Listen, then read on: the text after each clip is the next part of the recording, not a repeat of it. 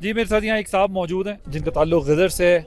ये ज़रा हमें इसका बैकग्राउंड और इस सारे एरिया के बारे में बताएंगे, और ये जो पोलो यहाँ पर होता है, फ्री पोलो, इसकी हिस्ट्री के बारे में बताएंगे ज़रा कि ये कब से शुरू हुआ और कैसे शुरू हुआ। जी, क्या नाम है आपका?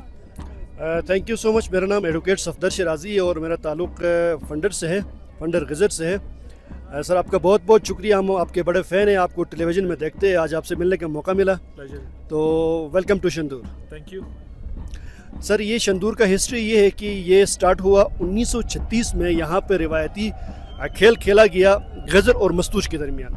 उस वक्त गज़र के राजा, जो राजाओं की हुकूमत थी, और मस्तूज के जो राजाओं की, वो आपस में खेला करते थे। और 1982 में बाकायदा सरकारी सतह पर इस इवेंट का, शंदूर इवेंट का शुरू किया गया, और वहाँ से यहाँ इसकी सरकारी सरपरस्ती शुरू हुई, और 1982 से 2025 तक ये खेला जा रहा है। और इसकी सबसे खूबसूरती ये है कि सर, ये दुनिया की वाहिद पोलो है जो फ्री पोलो के नाम से मशहूर है, जो दुनिया में कहीं नहीं खेली जाती है, सिर्फ गिलगित बल्तिस्तान और चित्राल में खेली जाती है। कहाँ से लोग आते हैं? हमने सुना है बहुत इंटरनेशनल टूरिस्ट यहाँ पर बहुत आते हैं, और पाकिस्तान में लोग कहाँ से आते हैं, और जब ये आते हैं तो यहाँ 3 दिन के लिए, जब ये सब हम देखते हैं कि कैंपिंग हुई हुई है, यहीं पर रहते हैं सारे लोग।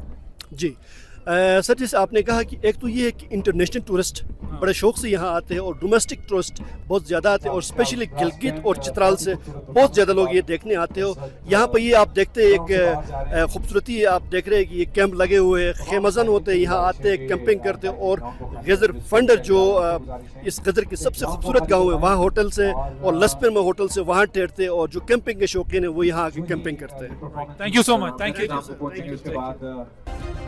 सब्सक्राइब करें और बेल दबाएं ताकि कोई खबर रह न जाए।